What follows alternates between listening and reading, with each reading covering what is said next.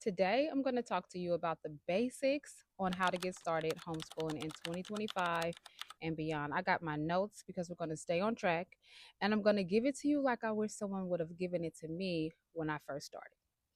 All right, so first, you must get clear on your why. Why did you make the decision to homeschool?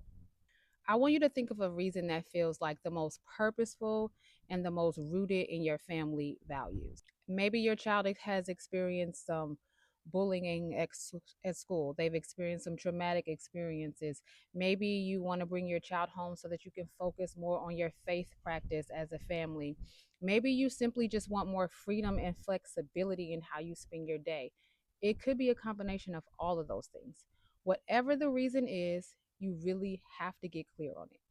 And then once you get clear on it, you want to write it down and have it within arm's reach because there will be days where you're going to need to turn back to it so that you can remember why you started all of this. One thing I want you to take a minute to ask yourself is, what kind of life do I want to give my child that the school system could never offer?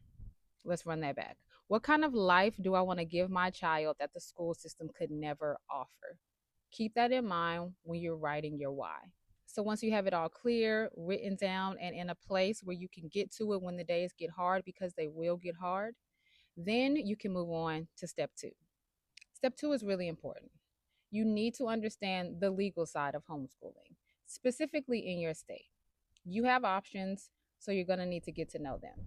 You want to check out the Homeschool Legal Defense Association. They are advocates for homeschooling and they have tons of resources to help you be really clear on doing things with the proper structure. I live in the state of California. We have three options. Three options for how we can go about homeschooling our children. The first one is you can file as your own private school. Every year, you'll file a private school affidavit, and it's a way to renew your commitment to being fully responsible for your child's education. You're responsible for keeping records of the work that you've done, covering the proper subjects. Second, you can join what's called a satellite program or an online program with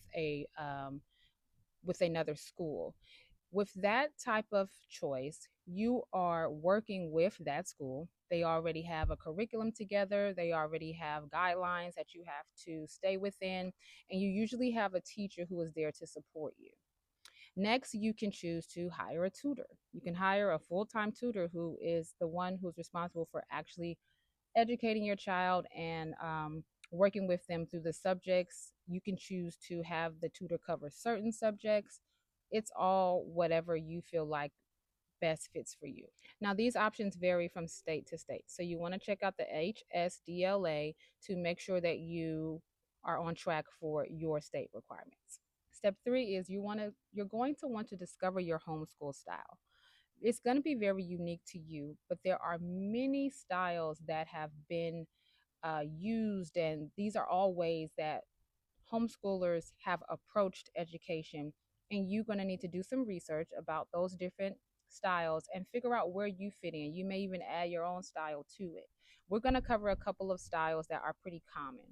First, you have the Charlotte Mason. Charlotte Mason is a very literary rich style of home educating, literary and nature rich. So children are studying real living books, reading books, studying the language in the books, writing about what they're reading, discussing what they're reading is really, really literacy rich. I love the Charlotte Mason style of homeschooling. Then we have the unschooling approach. I'm sure you may have heard of the unschooling approach. It's a way of letting your child lead their own education. Contrary to what some people believe, your child is not just doing whatever they please. You are structuring your child's education with them in mind, and you're letting them lead it, and then you're facilitating and you're putting things in order based on what they're interested in and what they're curious about. Then we have the unit studies approach. Unit studies is an approach that I really do love because you are going to really dive into a subject or a topic for a longer period of time than what they typically do in a curriculum or in a school. So let's say you're studying a certain time period in history. You're going to do a project about that. You're going to research it. You're going to cover multiple subjects just in that one unit. Then we have traditional. Traditional schooling is what it sounds like. You're basically modeling the school system at home. The structure is very much like school. You're using workbooks. You're finishing curriculum by a certain time frame. That works for some people. I think that it's best to be really realistic about your child and your bandwidth and how you want to flow through your days before you make a decision. Now, there are a number of different styles of homeschooling. Like I say, you want to do your research before you really um, decide on the style for you. Now, from my own experience, I have transitioned through a number of styles depending on the season that we are in our family. You really want to do some research, take some time, and trial and error. That's always the thing. Now, step four, this is very important. You want to start with what you have. In the beginning, you may stay up all night Googling all different types of curriculum and resources and books. I advise you to start with a library card and some curiosity. There are so many options at the library, all obviously, right? Um, and before you do that, you want to maybe sit down with your child, have the conversation, figure out what's something that they're interested in right now. Then, with that, go to the library, get a stack of books based on that, and then just start reading those books and seeing what sparked from reading those books and discussing those books. And while you're doing that, you can be taking your time to get to know what your homeschool style is. You can be taking your time to figure out what resources you want to piece together if you want to do your own curriculum. It gives you time to start slow and really get settled into what you want this homeschool life to look like. It's totally fine to take your time, start with the library. Here's a few examples of things that you can do before you actually hone in on a curriculum choice to still feel like there's learning going on every day. Reading every day. I can't say it enough. Reading in the morning and the first thing you do, reading. When you're going to the store, let your child be responsible for keeping track of costs and counting change at the store. Nature journaling, going to the park, being outside. Our children are growing up in a very anxious, they're like the anxious generation because they're locked into so much technology. Going out in nature, slowing down, taking a notebook and pen and paper, observing, reading, writing in nature can do wonders for you and your child. So these are things that you can do in the beginning process of your homeschool journey while you're trying to get things in order. You don't have to have it all figured out to get started. Then, step five, you want to create a daily rhythm. You want to have intentions and a vision for how you want your days to flow. I'm not talking about a strict time schedule because that will stress you out in the beginning. And you can always evolve to that. But if that's your vibe. You can always evolve to that if that's your vibe. But in the beginning, I advise you to start slow and come up with a flow, a rhythm of how you do things. Have anchors in your day to keep you on track instead of, oh, I'm going to have this done by 12 or we're going to do this at 3. No, say, okay, morning routines. We locked in with our morning routine, morning breakfast, morning reading.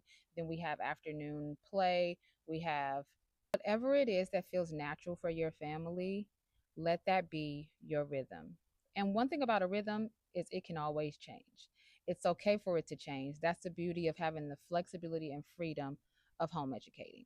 Now, this is not one of the steps, but this is definitely something that's truly important. You don't have to do this alone. There are homeschooling moms all around you.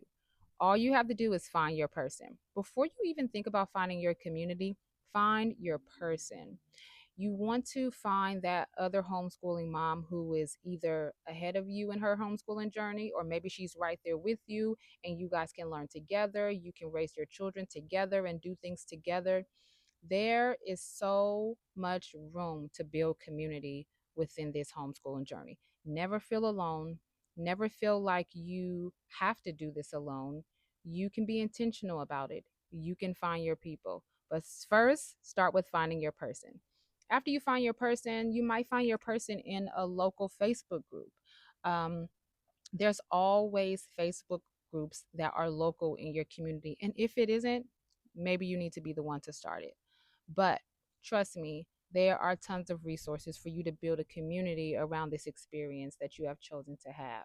I want to let you know that you are 100% equipped to do this. I will always say that. I will always remind you of it. You are your child's safest place. You have everything you need to build a love language type relationship with your child when it comes to education. I want you to know that I'm here to support you. Feel free to ask me any questions. And if you need it, I have created a 3-part audio guide. It's like a conversation with your wise mom friend, and it's everything that I would love to tell my younger homeschooling self. I dropped it in the description below, so be sure to check that out if you need it. And until next time, take care of yourself.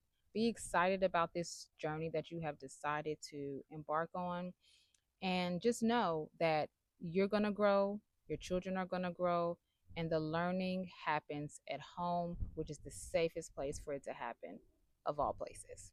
Okay, I'll talk to you soon. Take care.